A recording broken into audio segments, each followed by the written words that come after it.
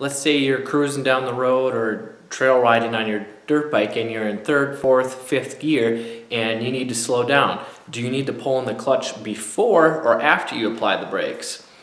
Well, if you apply the brakes too quickly and you don't pull in the clutch, this could lock up the rear wheel, especially if you don't have a good feel for the rear brake pedal. So when the wheel locks up, this will lock up the engine, and if you hold it for more than a second or two, it's going to kill the engine, it's going to stall it.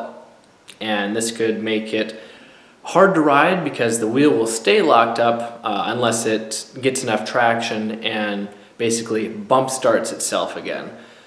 But what is the best way to do it? What's the safest way, especially if you're a newer rider? Well, if you're a newer rider and just want it simple, then what you can do if you're in a higher gear, just pull in the clutch and then apply the brakes. You can either shift down as you're slowing down, or when you get to a stop, you can just keep the clutch pulled in and just tap down on the gears one at a time, kind of rocking the bike back and forth to hear the clicks. And once it stops clicking, then you should be in first gear. But what about when you have an emergency where you just need to stop as soon as possible? You don't even have time to reach for the clutch.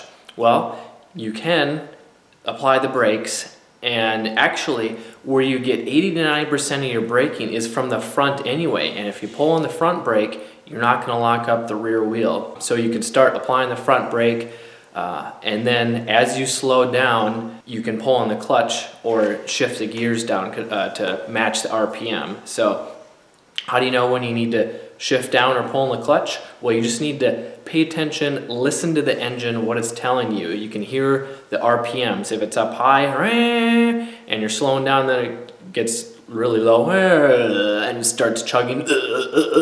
That's too low RPM, and you need to either pull in the clutch or shift down so that the engine doesn't stall. Does that make sense? Let me know in the comments below. And if you want a free guide on learning the basic techniques to riding off-road with confidence and control, you can go to motocrosshideout.com/free lessons, or the link is in the description below. This is Kelly Fager from Motocross Hideout. Learn more, ride more, so that you can stay safe and have fun for many years to come.